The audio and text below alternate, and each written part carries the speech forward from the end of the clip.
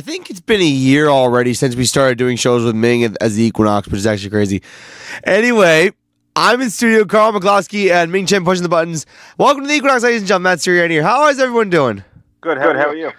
Doing A-okay. Like I said, I think it's been a year, Ming, since we started doing the Equinox in this very studio. Happy anniversary. Happy anniversary and happy holidays to everybody who celebrates Christmas, Hanukkah, Kwanzaa, and all the other good holidays in the month of December, and even New Year's, which is on the horizon. If you told me that that'd be coming up, I'd be literally pissing my pants right now. The fact that I'm even thinking about this. But anyway, we have a lot of stuff to get into. A lot of it's college football related because we have the college football playoff on the horizon. It's championships weekend in college football this week. 9 conference championships, the group of 5 conferences, and then the Power 4. Things are getting juicy, and I'll explain why, because the college football playoff recent projected rankings came out, and 1 through 10 are set. 11 through 12, this is interesting. 11 through 12 say Conference Champ 4, Conference Champ 5. But 1 through 10 are as follows. Ohio State, presuming they're the Big Ten champion. Indiana, Georgia, presuming to be the SEC champ. Texas Tech, presuming to be the Big 12 champ. Oregon, Ole Miss, Texas A&M, Oklahoma, Alabama, and Notre Dame, who is, as we know, an independent. Now, there are 3 conferences fighting for those 2 conference championship bids. The ACC, the Sun Belt, and the AAC. And the ACC is going to be either Virginia. If they win, they're getting that playoff spot. If Duke wins, this is where things get juicy. Because in the Sun Belt Conference, James Madison, the Dukes, are dominant in their conference. Granted, the Sun Belt's not as good as the other Power 4 conferences, and definitely not as good as the American. James Madison checks every box of a playoff team. But the fact that they're in this position is actually kind of amazing. Carl, your thoughts on this? So I have a question about the first top 10. Sure. So Oklahoma won Saturday, 17-13. Yeah. Okay?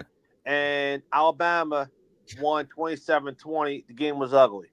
Yes. Okay? Notre Dame won by 4 touchdowns. Yes. Okay? Miami won big too. Okay? Since these rankings came out, they had Notre Dame over Miami all along. Yeah, they did. My question is, if Oklahoma had trouble beating a 7-win LSU team by 4 points, right? They beat Alabama head-to-head. With what Notre Dame did the last 2 weeks in trouncing against Syracuse by 9 touchdowns. Yep. And Stanford by 4 touchdowns. Those were ugly games. Why didn't they move the Irish to 8? So they're solidified no matter what. So they could get the last home first round playoff game, move Oklahoma to 9 since they beat Alabama head-to-head, and put Alabama at 10. Since they had trouble in the Iron Bowl. Yes. That's a good question. I think the reason why they did that was because, well, one, Notre Dame played 2 terrible teams in the ACC. That's why. But they moved down, which you mentioned before. I thought that was very surprising that they were able to. Because weren't they 9 last week? They were 9 last week, and Alabama was 10. They flipped them. And the last 2 weeks, who did Alabama play? Not last week. The week before?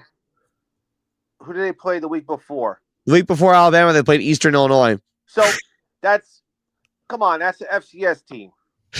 I know. So why are they getting privilege? Because they beat FCS team. 1, because of the SEC. That's why. I don't see Miami has no shot because they're saying, oh, Notre Dame, they should be ahead of Notre Dame. They beat them head to head. Yeah. Since they've been behind them all this long. If there's chaos championship weekend, they can't put Miami now over Notre Dame. They should did it the last couple of weeks, and again last night. Again on Tuesday night, and they did. Yeah. You want to know what's unfortunate though, and one thing you mentioned, there are a couple teams that had a really strong season that aren't going to make the playoff. Like Vanderbilt went 10-2, best season program history. They're not even going to be able to make the playoff. Same with Texas, who just came off that win over Texas A&M. But if they were 10-2, yes, they lost to Florida. That's true. That's true. Florida was a 4-8 win, 4-8 team. That's true. That's a good point. Texas scheduled in non-conference. Okay, I understand it. Now Vanderbilt, I understand why Vanderbilt's not going to get in. Their non-conference schedule stunk. It did. It did stink. So, my thing is, Indiana, since they're undefeated, okay, they're going to be 2, but their non-conference stunk also. Oh, it was horrible. Their non-conference. So if they had lost that game to Penn State, they would have been like probably 8 or 9. Yeah. So they were down. I think the first game. Who did they play? Georgia Southern. Yeah, they played Georgia Southern in the first game. 27-13. Yeah. So, they're playing cupcakes. So yep. I understand where Steve Sarkisian did. He playing the number 1 team on the road. Week 1, he lost by 7. Yeah. But you lost to Florida. True. Yeah, and that's a valid point. So they're not going to get in. I don't think Miami's going to get in. They probably won't. Regardless, what happens after this year, after on Sunday, I think next year they're going to 16, dude. They might. The playoff you think expands to 16? Yeah, if it's not, I guarantee it, if it doesn't expand to 14, they're going to go to 16 next season because Notre Dame is deserving. Okay, Miami's good. Okay? Yeah. So you can't complain. Now, they lost freshman quarterback, okay? Right. Freshman quarterback, CJ Carr, Lloyd Carr's grandson. Yes. Week 1, they lost by 3 at Miami, okay? Yes. Week 2, they lost to Texas A&M at home by a point. It's not Steve's fault. They scored 40. What did they score? It was 41-40. Yeah, they scored 40 points, and they lost by a point. Yep. Because Marcelo Reed had a last possession drive that won the game because they went for 2 and they won. So all the people, because they say, oh, they shouldn't get in because they're not in a conference. But here's the thing. Notre Dame played Power 5 schools all year. They did. You know, they have your FCS. They're always playing like the high, like guys from the ACC. You have in they played one Power 5 school. They beat Boise State. Yeah. Okay, they beat Boise State. Navy, another Power 5. But they had what? They're 9 they're on they're 10-2 in the year. 10-2? Yeah, 10-2. So yeah, they're not playing your SEC schedule, but they employ your FCSs. I get that 100%. I think these Power 4 schools, the problem with them is that they get the cupcake games every now and then, especially at the beginning of the year. But the way the system is now, you got your group of 5s, and then you got your Power 4s. That's how the format of college football is out is now. Because I was looking at their schedule. They beat USC, which is a 9-win team. Yes. Okay. They beat Louisville's. It's not Louisville. They beat Navy. Okay. Good program. They also beat Boise, who's playing a championship game tomorrow night. For the Mountain West, correct. Okay. Who else they played? NC State. And they're up the middle. They're right up the middle. But they have 7 wins. So they're respectable. They're respectable. So you can't fault that. Yeah. Syracuse was bad. Stanford's bad. Purdue was bad. Oh God! But they're playing the teams they're playing the conference team schedules. They're playing the Big Tens, the ACCs. You know what I'm saying? So, or the Mountain West. They're not scrubs. Yeah, they played Arkansas, but it's not their fault. Arkansas stunk. Mm-hmm. When they beat them, they were 2-2 at the time. You know what I'm saying? Right. Yeah, that's correct. Listen, I think Notre Dame's got a solid resume, although there is possible chaos as to how they can fall out. And let me explain why. BYU's playing in the Big 12 championship against Texas Tech. BYU got trounced by Texas Tech earlier in the year, but if BYU bounces back and wins against Texas Tech, that will be the bid. You don't think so? No, because when they played a couple weeks ago, right, BYU wasn't even in the game. Oh, it was not competitive. No. So if BYU loses, no matter what, if BYU doesn't win, BYU's not going to get it in. Yeah, at that point, you can take the at-large bids out of the situation. It all depends on BYU. But when it comes to the conference championship scenarios and who can get in from the conference championship standpoint, the juicy part of it all, I mentioned James Madison at the Sun Belt, but there's a reason. There's one way they can get in. The Duke Blue Devils, who are a 4.5-point underdog against the Virginia Cavaliers in the AC title game on Saturday at 8 p.m. If they win, they'll be 8-5 as a conference champion with 2 losses in conference. And I can tell you right now, Duke did not have as good a season as James Madison did. Now, the only argument between those two would be Duke played a harder schedule. But look at this. Look at the strength of record. Yeah. Look at the point differential. I don't think Duke will get in, dude. They're not. Duke won't get in because they lost to UConn. Duke won't get in. You know what I'm saying? Yeah, that's what I'm saying. They're not going to get in because James. And by the way, James Madison had one Power 4 game on their schedule. It was against Louisville. They lost 28-14 in a game where they covered. It was like a 15.5-point spread against Louisville, and they covered. Right. So if that is the small sample against Power 4 conferences for teams like James Madison out of the Sun Belt, I think they damn sure deserve a bid if they take care of business against Troy tomorrow, which I think they're going to, even though their spread is ridiculously high, 23.5 points. Right. I think James Madison can win that game. I don't think they'll cover that massive spread. Right. But the point is, if James Madison wins the Sun Belt, they have a shot. And if Duke wins against Virginia, I think their fate is sealed, and I think they get in the playoff. Then you'll have 2 Group of 5 conference champions in the playoffs. Right. Let's have Ming share his opinion on this. Oh, Ming's doing some decorating around the room. Give him a second. But Ming's pouring himself a cup of tea. Not a good thing to. He wants an opinion about the whole conference championship. Like, what do you? Ming's taking care of his situation. He's doing some decorating as we speak. Decorating? Crazy. It's too crazy in the building. Yeah. But no, I think the whole point of this is like to have 2 power Group of 5 champions in there would be great for the college football playoff. But I like the point that you made about possibly expanding to 16. I think that's possible. That's reasonable because the playoff, what do they want more of? They want more money. They want more brand recognition for these college teams. And as the playoff gets more and more popular, you're going to want to expand. Now, I don't think there's going to be an immediate expansion because 12 teams, I think it's good the way it is. Although the system is kind of weird the way it is where like 4 teams can get a bye and they don't all have to be conference champions. All right, can you do me a favor, Matt? Yes. Can you pull up Indiana's conference schedule? Because I think the only team they beat was Oregon that had a winning record. Yeah, Oregon, I know they beat earlier in the year. They beat Iowa. They beat Iowa on the road. They didn't play. So they're saying if whoever loses the game on Saturday night, they're saying that they're not going to drop from the first round bye. This, no matter who wins or loses, they're still going to be in top 4. They said.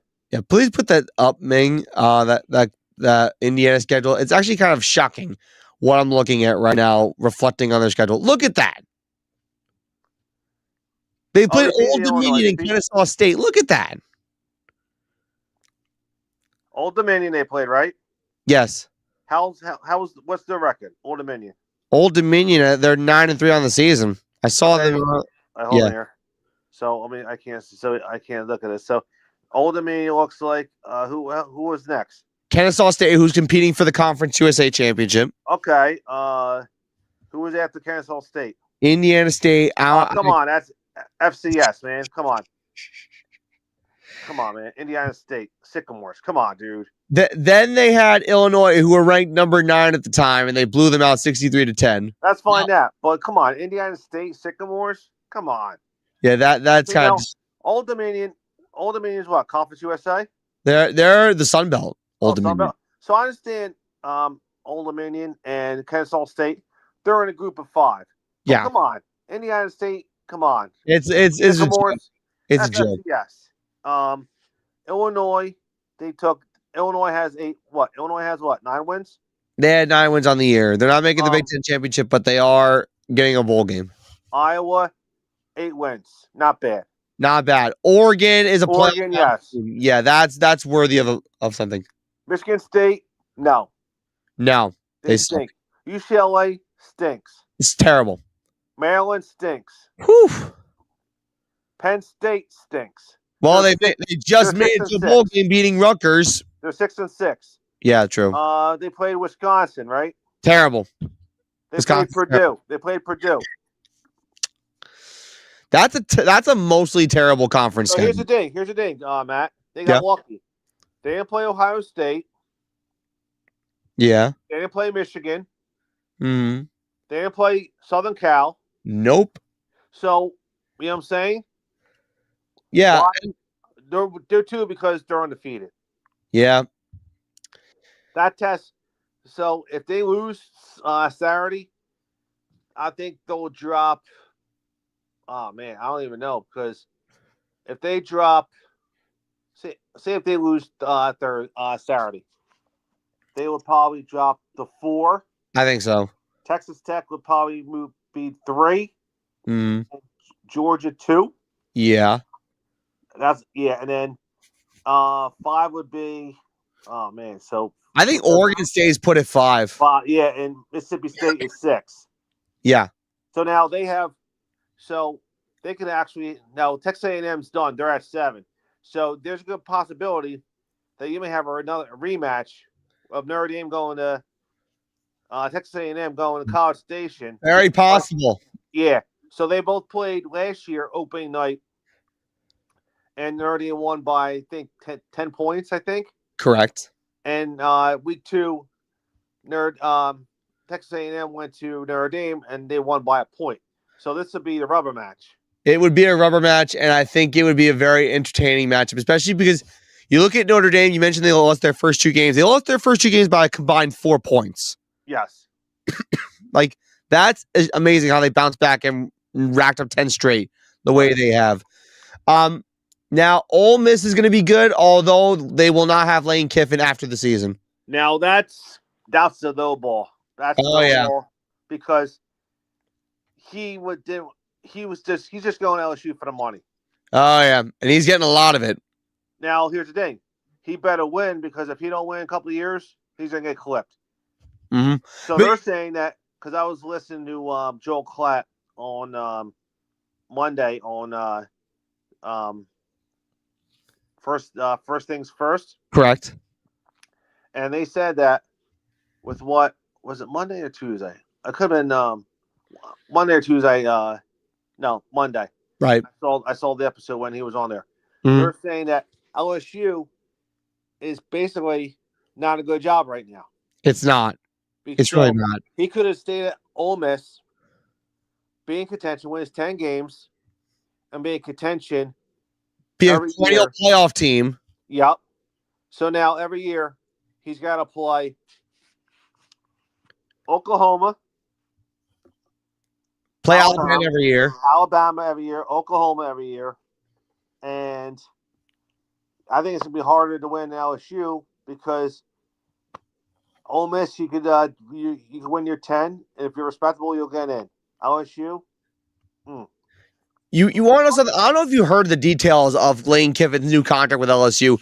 He's getting $25 million in NIL money plus $12 million just to coach the damn team. So he's getting Brian Kelly $1 million a year, basically. So he's getting $84 million over 7 years. Yes. He's getting Brian. He said, "Oh, they're not going to do a contract to another coach like they did for Brian Kelly, right? For Lane Kiffin." LSU, man, they're talking on one side of the mouth. They say they're not going to do something, and then they do it. You know, and kudos. I mentioned the $25 million in NIL money that he's also going to be getting is also the most insane part. Yeah, 109. What is that? 119 million. Crazy. Yeah, that's crazy, man. That's sorry, 84 million and 25 million. Sorry, 109. 109. But yeah, it's like good for Keith Carter because you're playing next year they're playing Ole Miss. So LSU's got to go to Oxford next year. That's going to be a rude awakening for when LSU has to go there. Yeah, so good for him because why am I going to let you coach my team when you're playing them next year? Mm-hmm. No. And then also I saw another flip that Brian Hartline, the offensive coordinator for Ohio State, is heading to South Florida to be Yes, the I next saw pick. that today too. Yes. Yeah, that's actually a pretty interesting storyline as well. Now I mentioned the ways that the playoff could change fields. I don't think it's going to change fields. The only crazy thing that can happen this week is if Duke wins the ACC, which I hope they do, and then James Madison wins the Sun Belt. That's the only crazy thing that can happen. I think the playoff is going to remain the way it is for the most part. So what do you think? If Virginia wins, you think they get in? Yeah, unfortunately. You think? Because who did Virginia beat? Virginia had a very well. They lost to Wake Forest, and Wake Forest is an ACC team. I'll pull up their schedule right now. Of Virginia's schedule, they didn't play a really hard schedule. Like a lot of the teams they played were mediocre at best. Okay. Like, I'll pull up their schedule right now. So they got the following teams this year.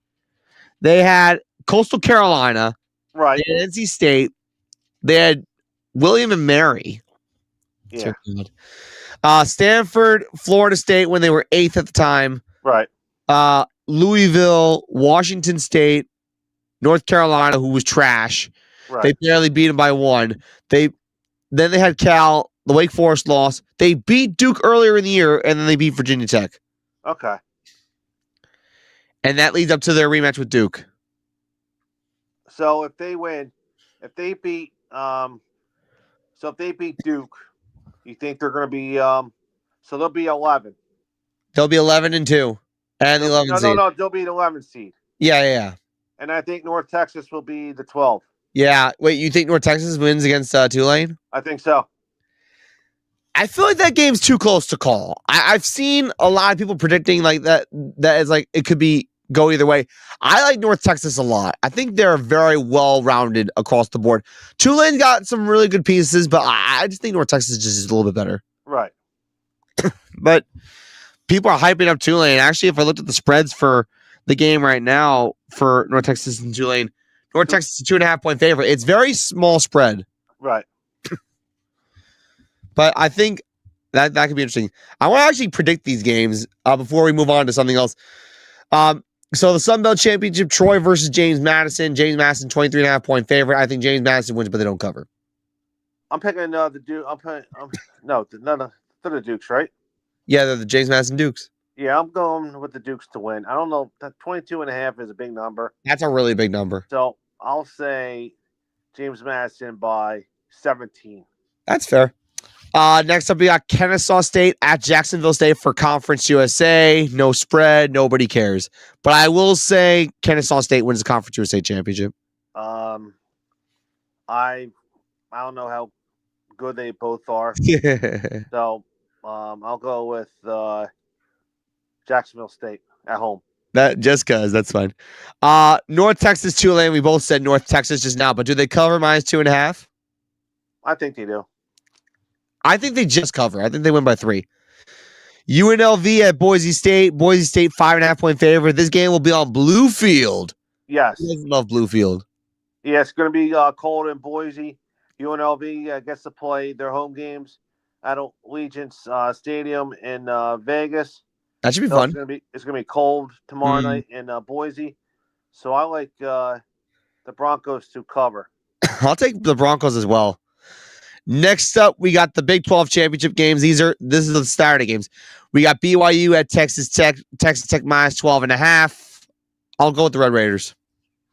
I'm gonna go with Red Raiders too. Last time they played them on that fast track at Texas Tech, they won by 19.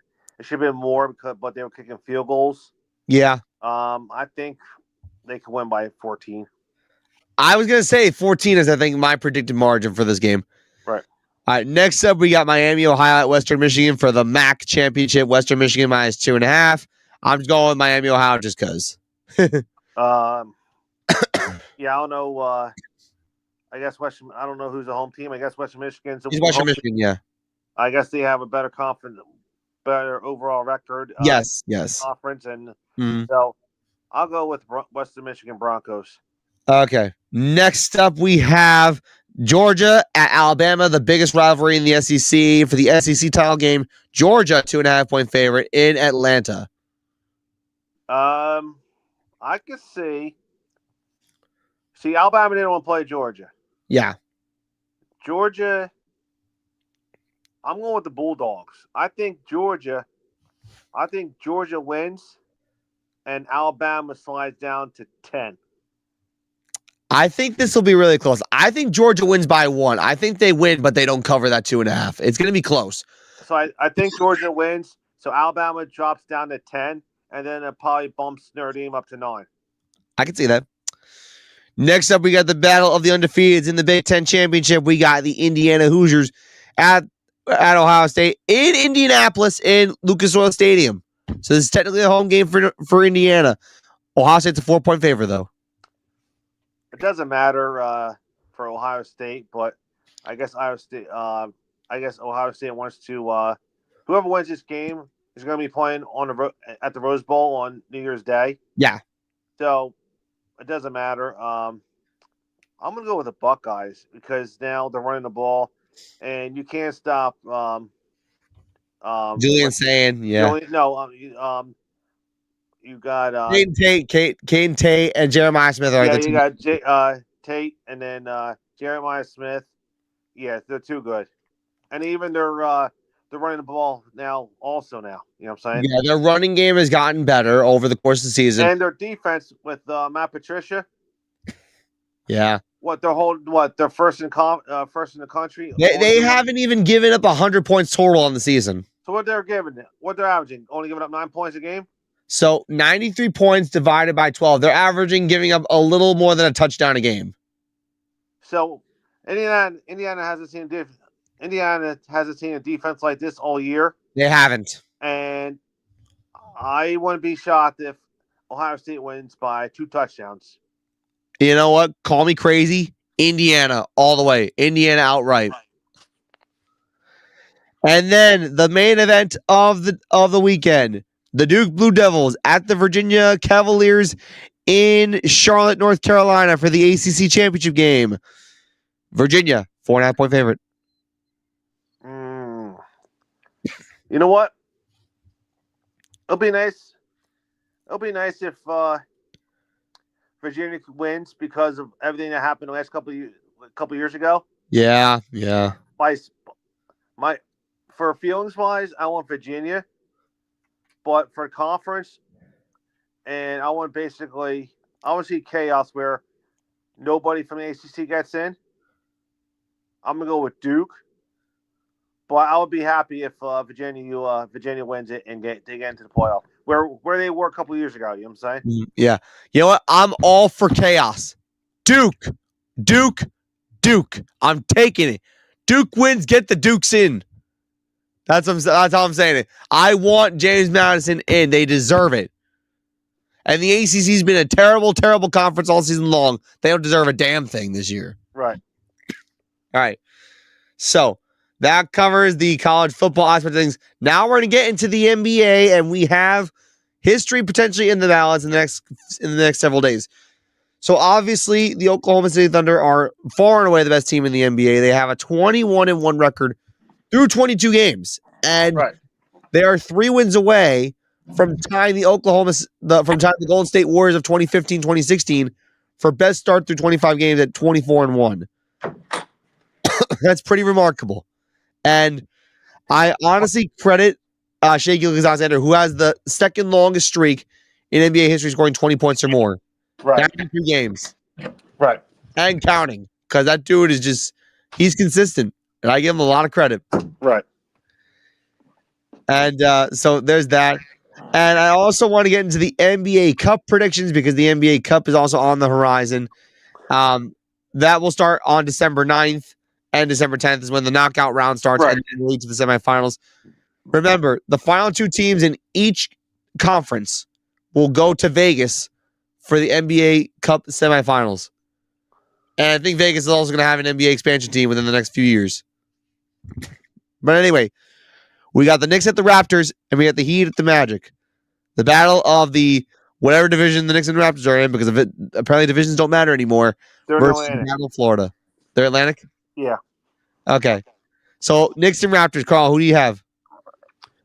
I'm surprised with how good the Raptors are playing this year. Yeah, they are playing really well. So I'm going to go with the Raptors.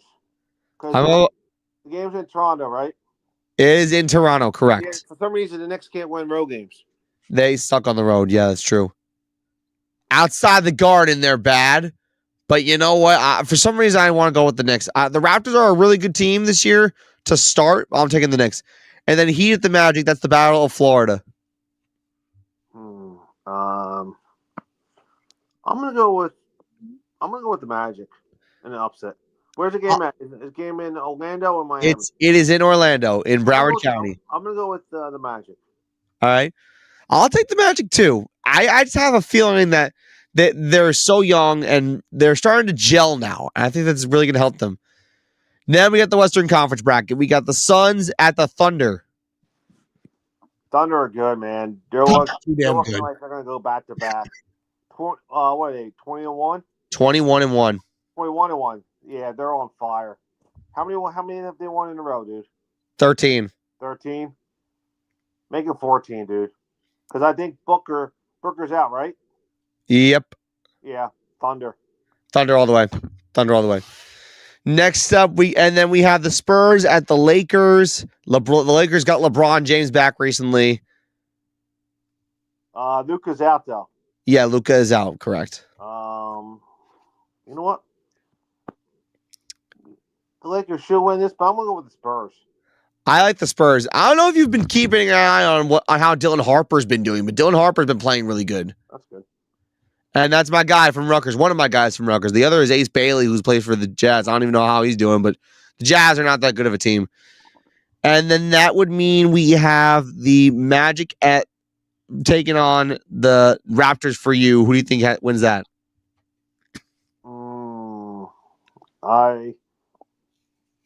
I'll say the Magic out of the East.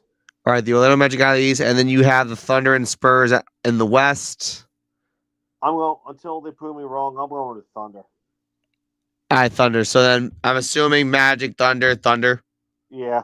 Yeah, I think so too. They're the best team in the league, dude. They're not only the best team in the league, they're far and away the best team in the league. Yeah. Like it's like playing a video game when you play these you play this team. Yep. It's actually kind of unbelievable. Now we're going to get into the NFL because a lot of stuff has happened, specifically in Philadelphia. The Eagles have finally proved Carl wrong. On Black Friday, they played the Bears in Lincoln Financial Field, and I can't tell you what exactly happened and how the Eagles lost this game. A.J. Brown got going, but that was it. The Bears put on a running clinic against that Eagles defense. Yeah, they ran the ball. They ran the ball down their throat. Ben Johnson was doing motions and all that stuff. You had DeAndre Swift and Kyle Monangai over 100 yards each. It was bad. The game was close by a score, but the Bears could have won easy one by 3 touchdowns. They could have. The Eagles did not look good offensively. And no, it was bad. They didn't look.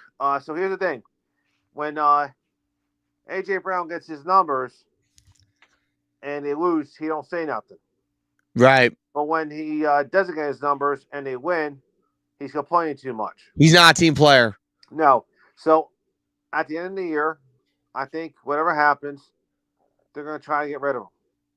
Somehow. Maybe after the season's end. Yep.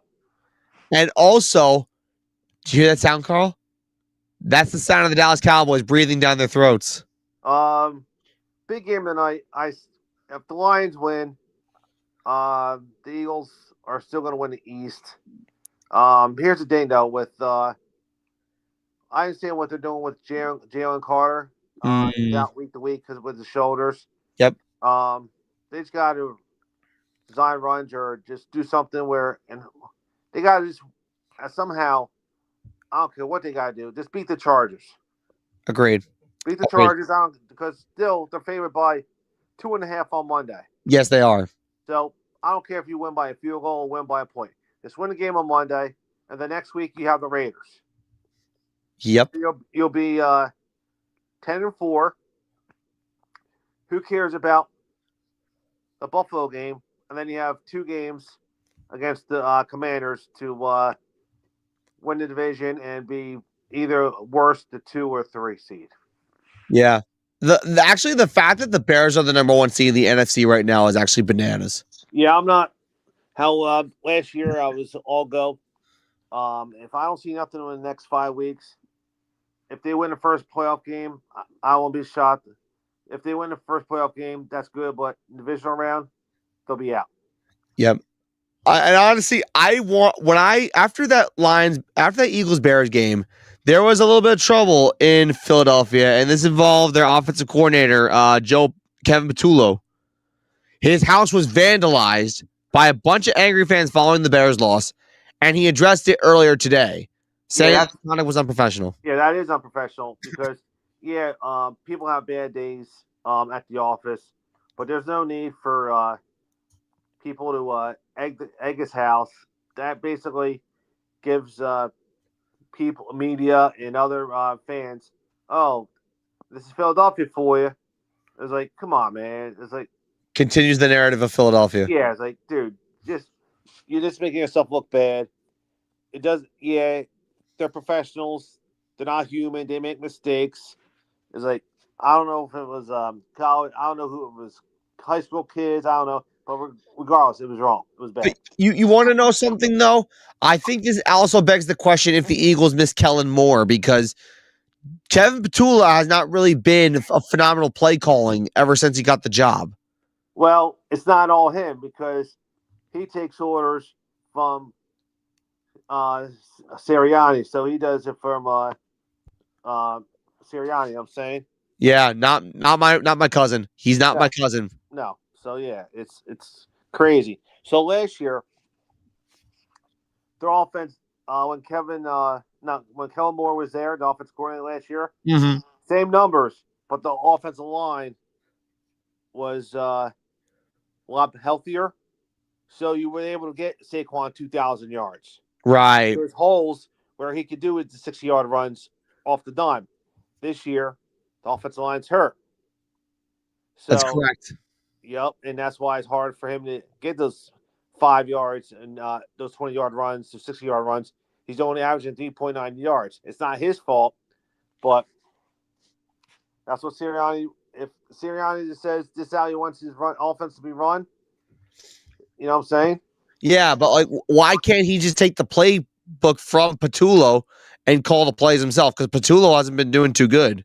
But when his first year, he was calling the plays. Yeah, he stunk at it. And he's grown since then, hasn't he? Huh? What's that? Sirianni's grown as a playing caller, hasn't he? No. So after the first year, he started 2-5, and then Sirianni gave the reins to Shane Steichen. So now he said, "I'm a horrible play caller." Oh, so now he's a CEO of the whole team. So when Steichen, after they went to the Super Bowl and lost to the Chiefs, Steichen went to the Colts.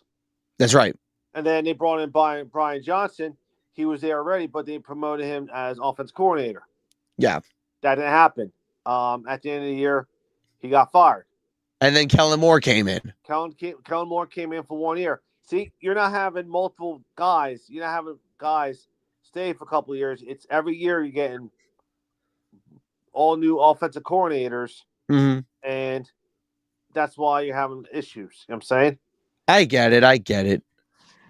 And then also, speaking of Pennsylvania sports, there's also growing concern in Pittsburgh about their coaching situation. During the blowout loss to the Buffalo Bills in Heinz Field, Steelers fans were chanting, "Fire Tomlin," meaning fire 18-year coach Mike Tomlin. And Ben Roethlisberger recently, in an interview, said the following, that he would suggest it's a good idea to move on from Mike Tomlin. Now, keep in mind, the Steelers have had a winning record every year since Tomlin took over as head coach. But, and I've said this to a friend of mine who's a diehard Steelers fan, the Steelers, once they get above 500 and make the wild card, I feel like they just settle for that. I feel like there's no extra gear. And I feel like they're just kind of content with just finishing above 500 and continuing Tomlin's consistent trend. But now the Steelers are bad. Look at the Aaron Rodgers experiment, how bad that's going. Right. And I have no problem with Mike Tomlin. I think he's a great coach, a former Super Bowl winning head coach. But I just feel like it's just the same old for the last few years. I think this all started after the 2020 season. Remember, they started 11-0 and then they made the playoffs and they got blown up by the Browns. Yep. It's been ever since. Yep. So if you're Pittsburgh at the end of the year, what do you do if you don't make the playoffs? Then what do you do? Basically, it would be they're not going to fire him. They're not going to fire him. It's going to be Mike Tomlin's decision to say, you know what, it's been a good run, but maybe we need I need another fresh voice in the locker room. I'll go here, and then or you can train me, or because here's the thing: they're always going to be in that range where they're not going to be a top pick in the draft. Yeah, So you're not going to get the best quarterback coming out of the draft. correct. So you're always going to get your you have to pick your Kenny Pickett's, and then they also picked Mason Rudolph. Mason Rudolph, that didn't pan out too well. So Mason Rudolph, he's a decent backup, but the last couple of years, that's a problem, Matt. After when Mike Tomlin inherited Ben Roethlisberger, Mm-hmm. they didn't draft his replacement. They never did. No, because they were always in the playoffs. They're always picking high 20s. right. They should have his last couple of years in the league. They should have traded for somebody, groom him, and then when he retired, basically what Jordan Love is now for the Packers. Right. That's a good way to put it. They don't have nobody. They So now, don't. you can't get this 1 year gap because last year. Oh, and they also had Mitchell Trubisky also. Oh God, Mitchell Trubisky. And then you can't blame him. But here's the thing: he was good with the Bears. He was decent with the Bears, but same thing. He's a backup. So Then they had Russ for a year. Russell Wilson experience last year didn't pan out. They got bombarded. They lost the last 5 games. And now Aaron Rodgers comes in. Yep. They got basically embarrassed in a playoff game. And they got Rodgers. So Rodgers ain't coming back next year. I think this is it for him. I think this is it for him. I think he's going out in a very bad way because his wrist injuries have piled up this year. So say if they win the division. Okay. What? 10-8. Sorry, 10-7 or. Well, right now they're staring at 6-6. So you figure they go maybe 9-8 in the division. Yeah. Okay. Overall, yeah. So you're hosting what? Buffalo. Yeah. And then so they'll be 1 and done. They're gonna have to go. They're gonna have to trade. Either they have to trade up in the draft next year, or trade for a young quarterback. Pittsburgh's biggest problem, and you mentioned it, they go with the veteran route time and time again. They don't want to bring in new blood, and then when they bring in new blood, as soon as they do bad, they find a reason to trade them away. So what I would do is this. So, say Rodgers is done, he don't come back next year. Mm-hmm. So they just signed. Who's the third stringer? Oh God, their third string QB behind Rodgers and Rudolph. Yeah. Oh my God, that's how lackadaisical their depth chart is. Like that. I didn't even know they had a third string quarterback. I don't know. It's Caleb Johnson. Caleb Johnson. I have no clue. No, wait, hold on. Third string QB. There we go. Sorry for the Will Howard. Oh my God, it's Will Howard. Yeah. Will Howard. Okay, from Ohio State. Okay, so that's odd that they don't have They haven't even given him reps. Yeah, they're not even giving Will Howard reps. So basically, they're giving more reps to Mason Rudolph. So here's the thing. So say Aaron Rodgers retires, walks away. So right now, now is Mason Rudolph? Is he under contract next year? I don't know. He's not. He's not. What about Will Howard? Well, Will Howard was drafted this past year by the Steelers. By the Steelers, yeah, because he won the national championship last year with Ohio State, and then he got drafted in the 5th round. Okay, so here's what they gotta do. So if they don't bring back Mason Rudolph, if they think if they think Will Howard is, he's not even getting reps. He's the third stringer. So yeah, that's their fault. That's their fault. He's not getting reps. Howard is just a backup or a third stringer. They got to bring somebody in who is young enough who can start next year. Correct. Or if they can't, they need to bring a veteran If they only signed Mason Rudolph, bring in a veteran for to be the backup, and then trade for somebody to get a starter or move up in the draft. That's a fair thing. Like, listen, they gotta embrace the new movement of QBs. I know they love going with the veteran quarterbacks 99 out of 100 times, but they gotta go with Will Howard. I've seen him play at Ohio State. This kid seems like he's ready. Plus, unless Myles Garrett wants to come at Mason Rudolph some more time after hitting him in the head with the helmet, Right. I think you go with a different direction. Like Mason Rudolph's not the answer. I've seen it. He's not that good. I think you go with Will Howard, and like you said, bring in a veteran backup like Josh Johnson or someone that Right. is reliable that can mentor Will Howard. Right. Because one thing that I gotta get into this really quick. I don't like the fact that the Rams are just leaving Stetson Bennett out to dry and not even giving him any reps. Because Stetson Bennett, ever since he came to the NFL to the Rams from Georgia, he's one of the most decorated players in college, hasn't seen the field.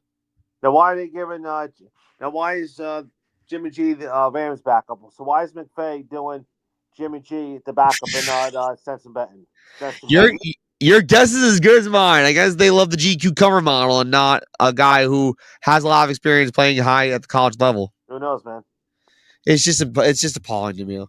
Okay, to wrap up the show, we're gonna get into our spreads of the week, and then we got one last fun thing that we're gonna debate, and then that'll be the show. So we're gonna get into our spreads for week number 14. My God, week 14. I actually can't believe it's actually week 14 in the NFL. Okay. Carl, you ready? I'm ready. Okay. We're going to start off with tonight's game. It's the Dallas Cowboys at the Detroit Lions. Lions are at home, then they're favored by 3.5 points. I won't be shocked if they lose, but I want the Lions to win, so the Cowboys could be one inch closer to being knocked out of the playoffs. So I have a feeling if the Cowboys win tonight, they're going to win out. Yeah. So they'll be in the playoffs. They'll be 10-6-1. So I'm gonna go with the Lions because Dallas is going to be a scary wild card team. Dallas has a lot to prove, and they're playing good football at the right time. Beating Kansas City on Thanksgiving, that big comeback against the Eagles, like they're in a really good position right now. Next up, we got the Seahawks at the Falcons. The Seahawks favored by 7 after they put up a goose egg defensively against the Vikings. I'm gonna go with Seattle. Seattle all the way. Now we got the Joe Burrow-led Cincinnati Bengals at the Buffalo Bills. Really entertaining game, really fascinating scenario. Bills favored by 5.5 in Buffalo.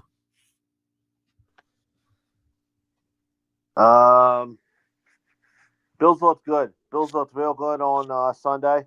Yeah. They're gonna run the ball. They're gonna run the ball again, and because it's getting cold in Buffalo. Yep. So, oh man, I want to see. It'll be interesting if you know what? I think Buffalo is gonna win, but it'll be hilarious. It'll be hilarious that if the Bengals come in and win, if the Bengals win, it would be. You know, that'll be all because they still got to play Baltimore again. You know? They do. So, but I'm gonna go with the Bills, but it'll be hilarious if the Bengals. You know what? Like the great Bill Belichick once said, "I'm on to Cincinnati." Yep. I'm on to Cincinnati. Okay, next up we got the horrible game. We had the Tennessee Titans at the Cleveland Browns. Browns are a 4-point favorite. The game stinks. Terrible. I'm gonna go with the Browns. Browns all the way. Titans are trash. Yep. Next up, we got the Washington Commanders at the Minnesota Vikings. J.J. McCarthy is gonna probably start this week after Max Bosmer could not throw the football to save his life. Vikings are a 2-point favorite. You know what? I'm gonna go with the Commanders because Commanders should have beat the Broncos last week. I love the way Marcus Mariota has played in relief of Jaden Daniels. I'm going with the Commanders. So they actually a chance. Good for good for Dan Quinn for going for the win in overtime. Oh yeah, he tried. So that tells you about Denver could lose to anybody if they're not playing the way that's supposed to be playing. Oh, yeah. So I'm gonna go with the Commanders. I'll go with Washington, too. I know the Vikings are favored. I don't know how. Next up, we got the Miami Dolphins at the New York Jets, who actually won a game last week. The Dolphins are a 3-point favorite. Dolphins. I'm gonna go with Dolphins too. They're playing better. Jets are. You have no clue what's going. Jets did come back and win in overtime last week. Mhm. You never know with the Dolphins. It's cold. I like what they've been showing the last couple of weeks. Playing hard for Mike McDaniel. So I'm gonna go with the Dolphins. I'm going to go with the Dolphins, but as far as their playoff hopes go, I'm like JoJo once said in her song, it's too little too late. I'm going with the Dolphins, though. Next up, we got the Saints at the Tampa Bay Buccaneers. Mike Evans is poised to return to Bucs practice, so he's going to have his practice window open. The Bucs are an 8.5-point favorite over the Saints in Tampa. I like the Bucs. I like Tampa Bay, too. And now this game, this is interesting here. First place in the AFC South on the line. Indianapolis Colts at the Jacksonville Jaguars. Colts 1.5-point favorites. Keep in mind, they suck in Jacksonville. That's the thing. So they won last week. No, the Colts lost. The Texans. No, I'm talking about the Jaguars. Yeah, they did. Yeah. Jaguars won last week. You never know. Right now, Trevor Lawrence is playing good. You know what? I think now the Colts did get hosed on a couple calls. Against the Texans, yeah, they did. They did. You know, they missed an extra point. They said it was good. Yeah. So, you know what? I think they're going to run the ball with Jonathan Taylor. Yeah. I'm going to go with the Colts. I'm going with Indianapolis, too. Actually, I'm going to go with Jacksonville. First place in the AFC North on the line. The intense Ravens-Steelers game. Or Steelers-Ravens. Baltimore minus 5.5 at home. I'm going to go with the Ravens because they've seen what the Bills did to them last week. Same play, running up the gut. They couldn't stop it. So, Derrick Henry.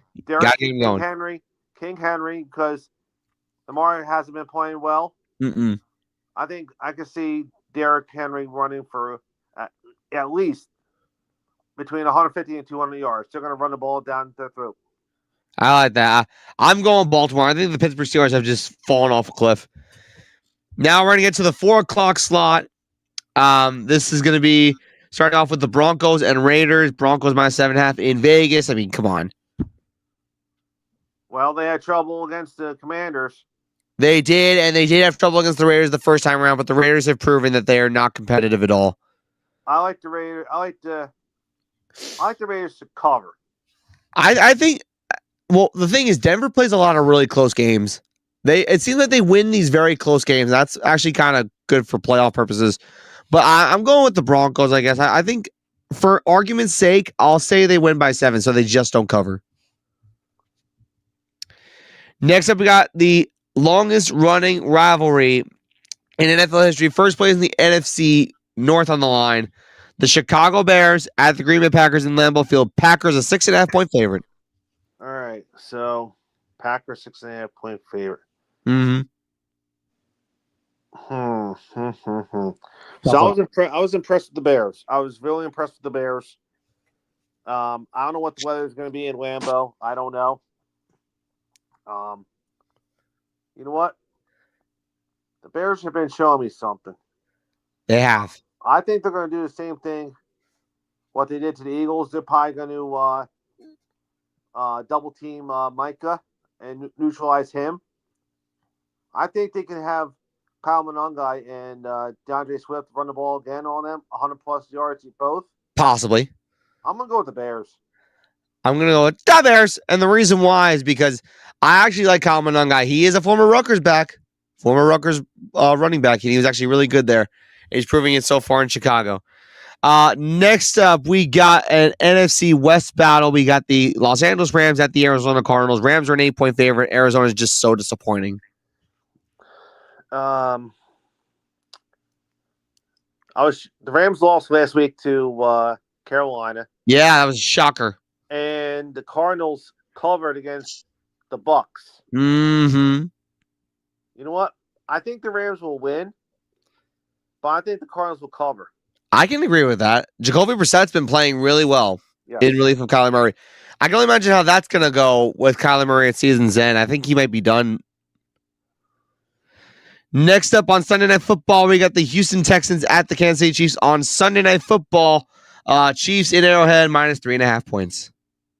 I'm going with the Texans.